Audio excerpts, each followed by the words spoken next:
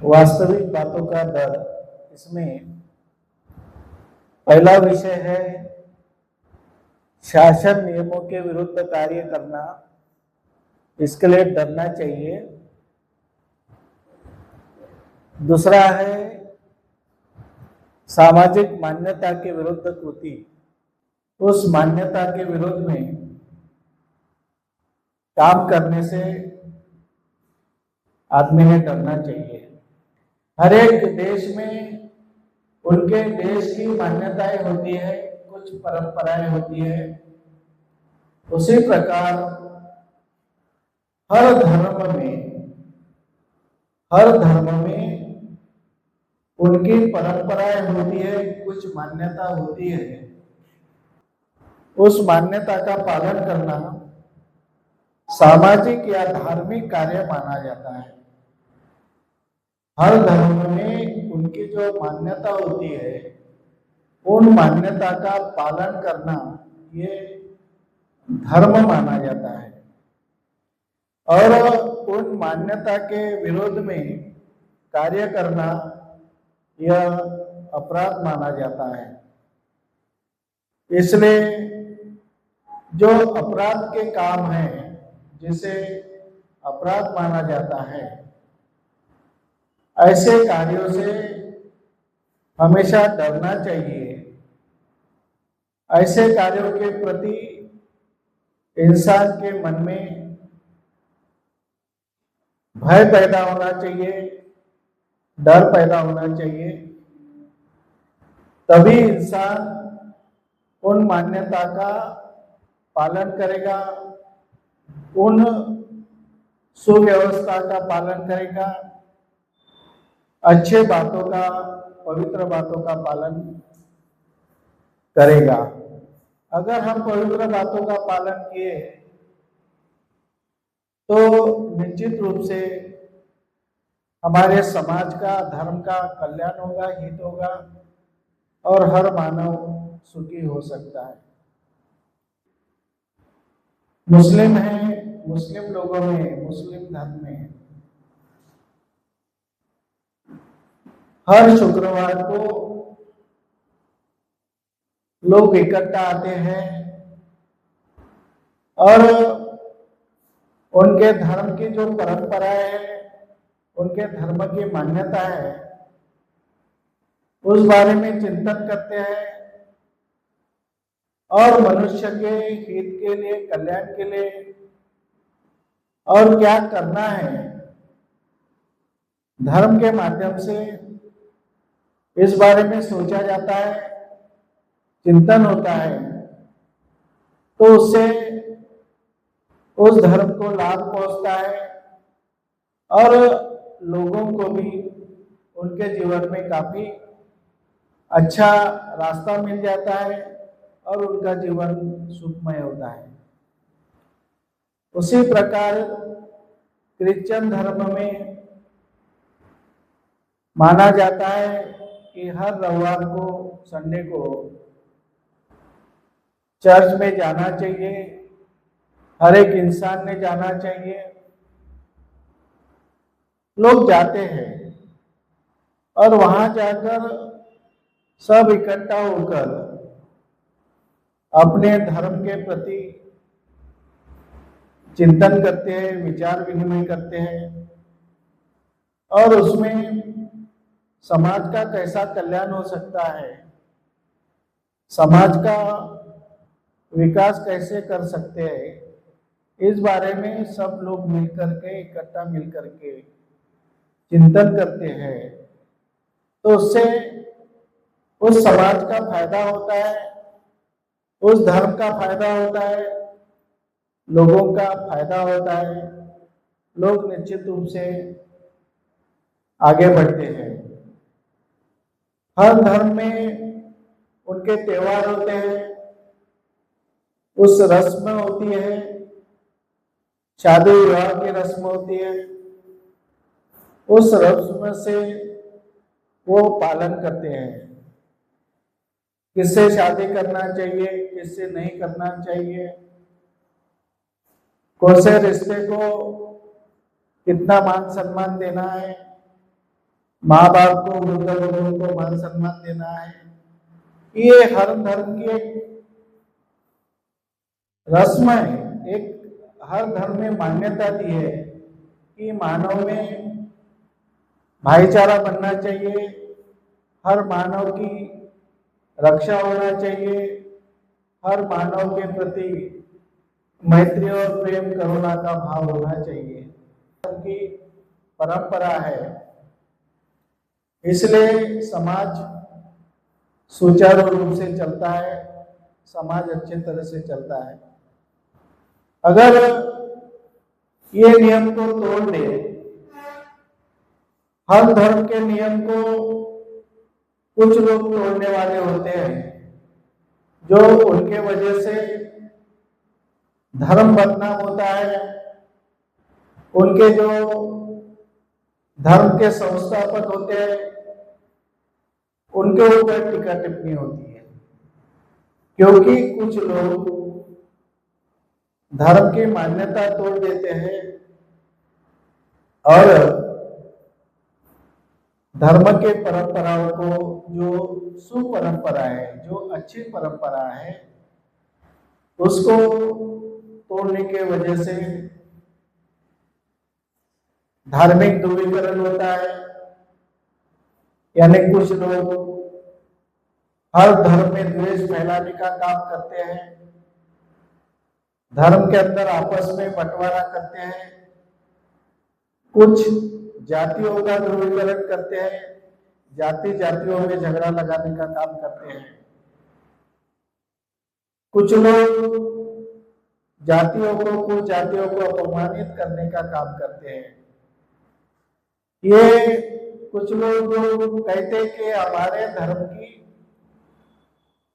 मान्यता है, ऐसी कोई भी धर्म की मान्यता नहीं होना चाहिए कि एक आदमी दूसरे आदमी का शोषण करे, एक आदमी दूसरे आदमी को नुकसान पहुंचाए, एक धर्म का इंसान दूसरे धर्म के इंसान को हानि पहुंचाए, एक जाति का इंसान दूसरे जाति के इंसान को नुकसान पहुंचाए। इस तरह से परंपरा नहीं होना चाहिए।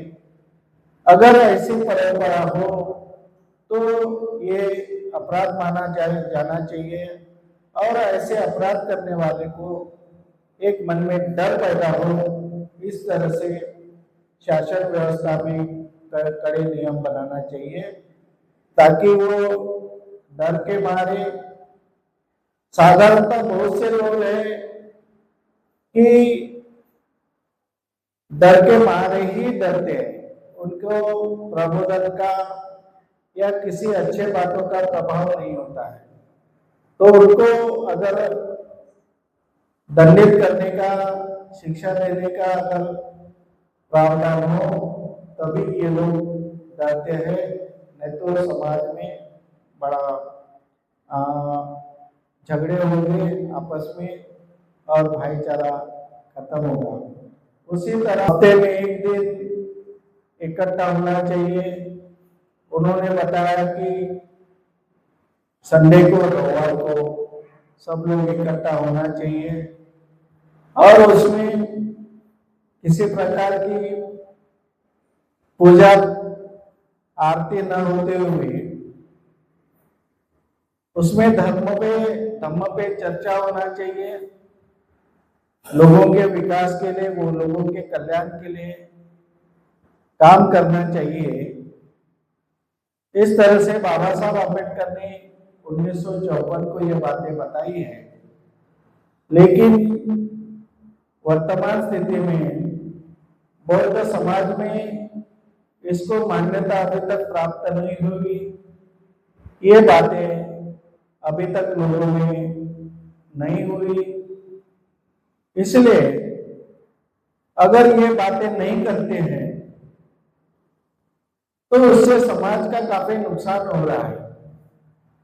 बड़े बड़े सामाजिक प्रश्न हैं, हमारे धार्मिक प्रश्न हैं, हम इकट्ठा बैठ करके उसके ऊपर चिंतन नहीं करने के वजह से हमारे प्रश्न, जो समस्याएं और आगे बढ़ रही है और ज्यादा कठिन परिस्थिति निर्माण हो रही है, विकट परिस्थिति निर्माण हो रही है। इसलिए जो ऐसे बातों से हमें समझना चाहिए, और जब हम धम्म के नियम को, धम्म के प्रिंसिपल को, तत्व को तोड़ते हैं, तो हमें कुछ लगना चाहिए कि हम धम्म के तत्व को तोड़ रहे हैं, जो नहीं करना चाहिए वो कर रहे हैं।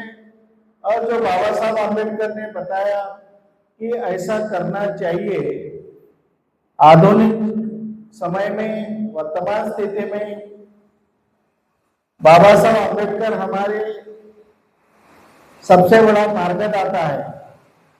उन्होंने वर्तमान स्थिति में क्या करना चाहिए धम्म को आगे बढ़ाने के लिए, इस देश में समता, स्वातंत्र, बंधुभाव और न्याय व्यवस्था निर्माण करने के लिए, समाज व्यवस्था में समतामूलक समाज बनाने के लिए कुछ परंपराएं, कुछ बातें हमें बताई हैं। उस बातों को हमें गौर करना चाहिए।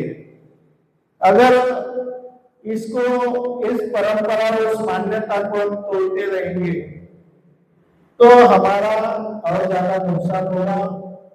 तो इसलिए हमें इन बातों पे गौर करना चाहिए। जैसे कि पंचशील बताया, पंचशील बताया है बुद्ध धम्म में। अगर हम पंचशील का पालन करें तो हमारे परिवार में शांतता, सुख निर्माण होगा, समाधान प्राप्त होगी। जैसे कि पहला जो शील है, उदाहरण के तौर पर पाणातिपाता वेरमणि सिक्खापदम समाधियामि, यानी मैं जीवित प्राणियों की हिंसा करने से विरक्त रहता हूं। ये जो शील है, अगर हमारे बौद्ध लोग या सर्वसामान्य जनता, कोई भी धर्म की जनता हो, कोई भी जाति की जनता हो, अगर इन्होंने ये माना कि बिना कारण, बिना वजह से अपनी इच्छा हो गई इसलिए किसी की जान लेना, ये गलत परंपरा है, गलत बात है। इस पर विचार करना चाहिए। किसी को बिना कारण, बिना वजह से कठोर दंडित करना, उनको परेशान करना, ये भी गलत चीज है। इस तरह से हम मैत्री भाव से हर एक प्राणी मात्रा से व्यवहार करें, करुणामय वातावरण से हमारे घर में, परिवार में व्यवहार करें, तो निश्चित रूप से हमारे परिवार में विश्वास निर्माण होगा और हमारे परिवार में सुख शांति होगी। जैसे बुद्ध धम्म में जो भिक्षु गलत काम करता था, जो भिक्षु अपने जो नियम थे, पातिमोक्ष के नियम थे, अगर वो नियम को तोड़ देता था तो उसको दंड का प्रावधान था, उसको दंडित किया जाता था। उसी प्रकार हमारे घर में अगर प्रावधान हो कि पंचशील के नियम को जो तोड़ता है उसको कोई ना कोई एक जागरूक करने की अवस्था से, जागरूक करने के मकसद से उन्हें कुछ न कुछ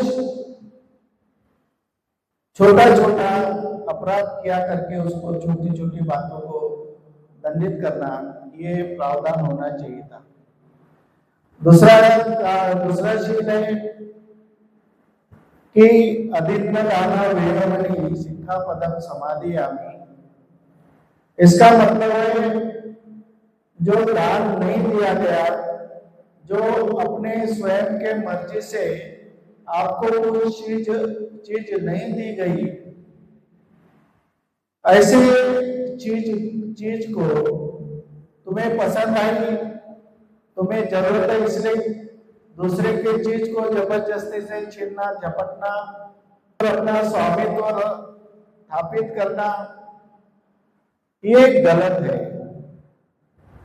जो चीज तुम्हारी नहीं है, अगर दूसरा आदमी आपको वो चीज देने के लिए नहीं है, तैयार नहीं है, तो उसे आपने छोड़ देना चाहिए। इस चीज के लिए जबरदस्ती करना, ये भी एक प्रकार की चोरी है। अगर घर में इस तरह का कोई व्यवहार करता है तो हमें इस पर सोचना चाहिए। इसलिए बाबा साहब आम्बेडकर ने हफ्ते में एक दिन, वीकली 1 डे आपकी मीटिंग लगाई थी कि इस पर हम घर में पंचशील का पालन नहीं कर रहे, इसके ऊपर भी चर्चा होनी चाहिए थी।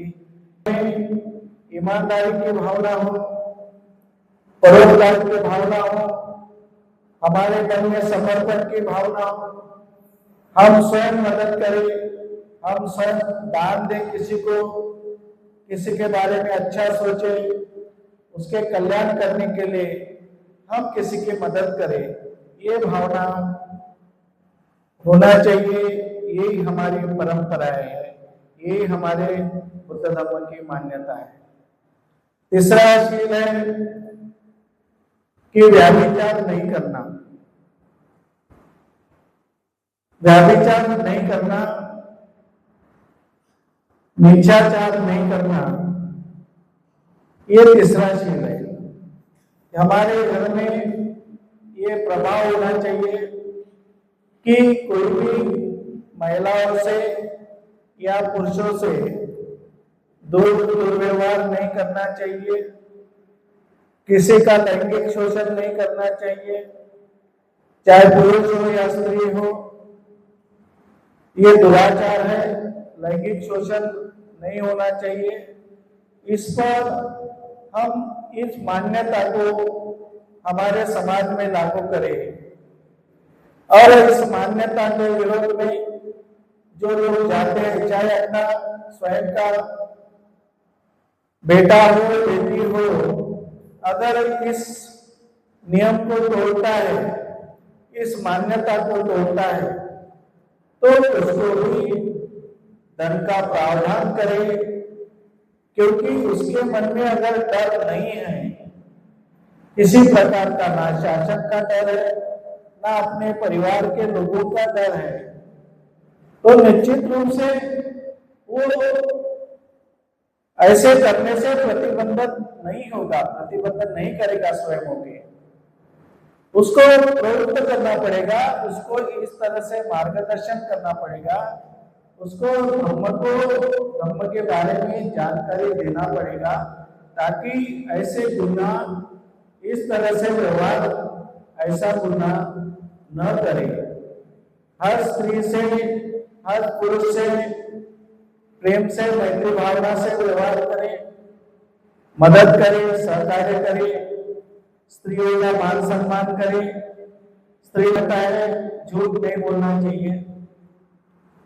मूसा वादा वेरमणि सिक्खापदम समादियामि, यानी मैं झूठ बोलने से विरक्त रहता हूँ, रहने की शिक्षा लेता हूँ। तो झूठ बोलने का लिए नहीं, झूठ बोलना चाहिए, हमेशा झूठ से विरक्त रहना चाहिए। घर में हो, बाहर हो, परिवार में हो, हम अगर झूठा व्यवहार नहीं करें किसी से, तो एक सत्य वचन, एक सच्चाई हमारे घर में निर्माण होगी, एक सच्चाई का वातावरण, ईमानदारी का वातावरण निर्माण होगा। अगर हमारे घर में, हमारे समाज में ईमानदारी का वातावरण निर्माण होता हो, तो समाज निश्चित रूप से आगे बढ़ेगा। सूरा मेरे मंजपमाद अठाना वेरमणि, यानी मैं कच्ची शराब, पक्की शराब, गांजा, जो भी नशीली चीजें हैं, पदार्थ है, उसका सेवन नहीं करूंगा। ये है, ऐसी मैं शिक्षा ग्रहण करता हूँ। तो ये 5वां शील है। अगर इसमें 100 कर्मचारी काम करते हैं और उस 100 कर्मचारी में अगर 10 बुद्धिस्ट कर्मचारी हैं, कर्मचारी धर्म का सही पालन करते हैं, बाबा साहब आम्बेडकर और तथागत बुद्ध को सही मानते हैं, उनके ऊपर, उनके धर्म के ऊपर, उनके विचारों पर सही श्रद्धा रखते हैं, तो उनमें से 10 में से कोई भी कर्मचारी भ्रष्टाचार नहीं करेगा, कोई भी कर्मचारी मादक पदार्थ का सेवन नहीं करेगा, कोई भी कर्मचारी तंबाकू गुटखा नहीं खाएगा, कोई भी कर्मचारी अगर शराब नहीं पिएगा। तो 100 कर्मचारियों में एक अलग मैसेज चला जाएगा, एक अलग संदेश चला जाएगा कि ये बुद्धिस्ट लोग हैं, ये बुद्धिस्ट लोग कभी शराब नहीं पीते, कभी तंबाकू गुटखा नहीं खाते, ये बुद्धिस्ट भ्रष्टाचार नहीं करते। अगर ये ईमानदारी के साथ बौद्ध धर्म के लोगों ने काम किया, किसी का विश्वासघात नहीं किया, तो निश्चित रूप से बौद्ध धर्म के अनुयायी बढ़ेंगे। लोग कहेंगे, आज हमें दिखाई देता है कि बुद्ध धर्म को छोड़ करके, बाबा साहब आम्बेडकर की विचारधारा छोड़ करके लोग दूसरे विचारधारा में जा रहे हैं, फिर से हिंदू धर्म का समर्थन कर रहे हैं। ऐसा क्यों हो रहा है?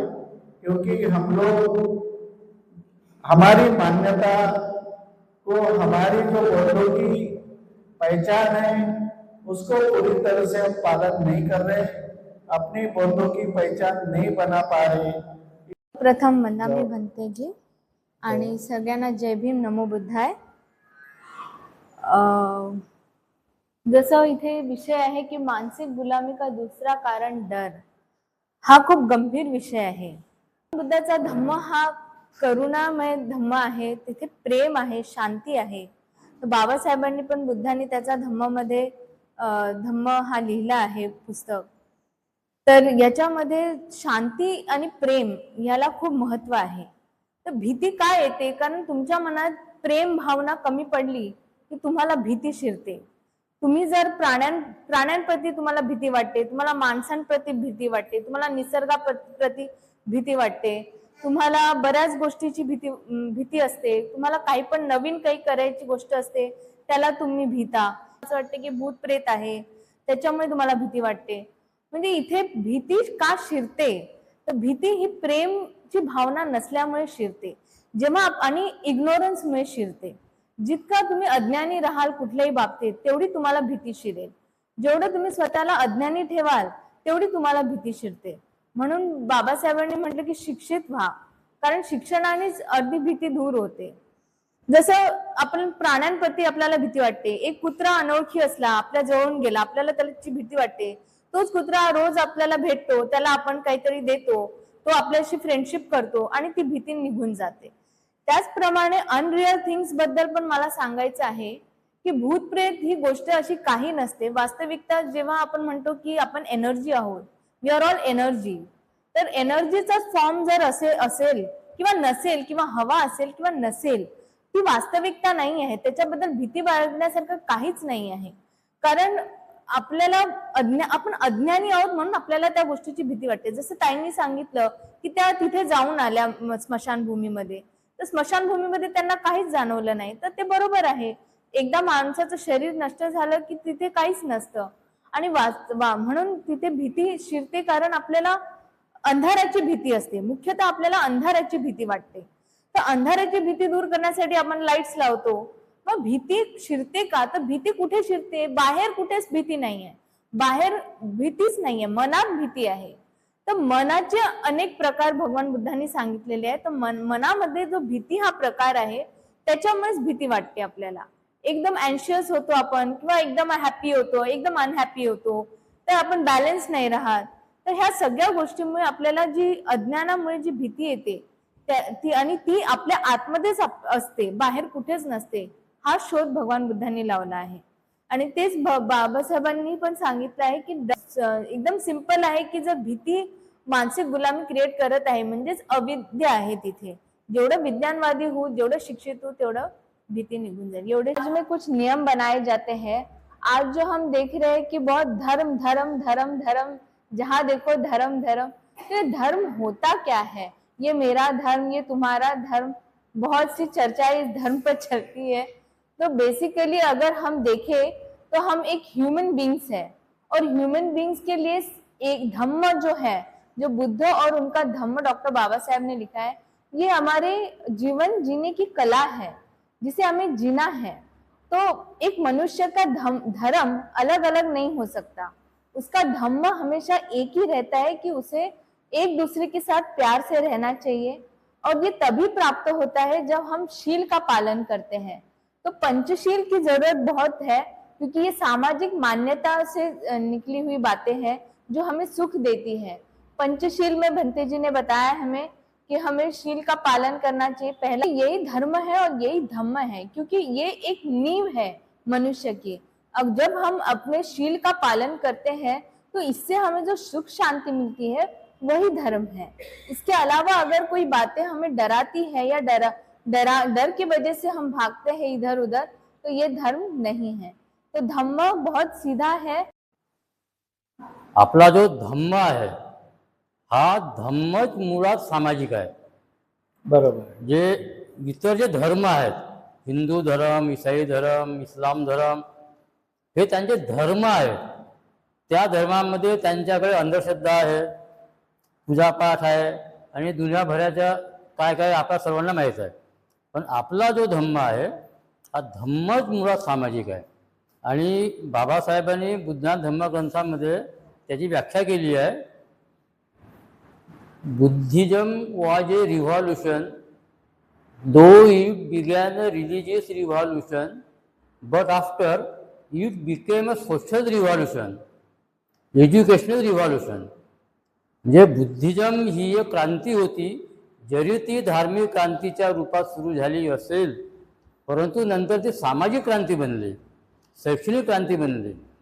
म्हणजे बाबासाहेबांनी बुद्धाच्या मुवमेंटला क्रांती नाव दिलं आहे आणि त्याला सामाजिक क्रांती नाव दिलं आहे। म्हणजे हा जो विषय आहे सामाजिक, तर आमचा धम्मच मुळात सामाजिक आहे। बुद्धान धर्मग्रंथामध्ये जे काय लिहिलं आहे ते सगळं सामाजिक आहे। त्याच्यात जे जे काय आम्हाला एक एक वाक्य ते आम्हाला त्याचे इम्प्लिमेंट करायचं आहे, त्याच्या विरुद्ध आचरण नाही करायचं आहे। तर आमचं संविधान सुद्धा सामाजिक आहे। एक आर्टिकल जे आम्हाला पर्सनली फॉलो करायचे आहेत आणि अनेक आर्टिकल गव्हर्नमेंटला फॉलो करायचे आहेत। जसं की आर्टिकल 25, मी प्रथमतः भारतीय, अंतिमतः भारतीय। आता मी जिथे आहो तो बौद्ध आहो, इथून जेव्हा मी बाहेर गेटच्या बाहेर जाईल तर मी भारतीय, कारण बाहेर ओबीसी आहे, शीख आहे, मुस्लिम आहे, ब्राह्मण आहे, मग त्यांच्याच मिश्राच आहे, तिथे मी भारतीय, जिथे आहो तो बुद्धिस्ट आहो।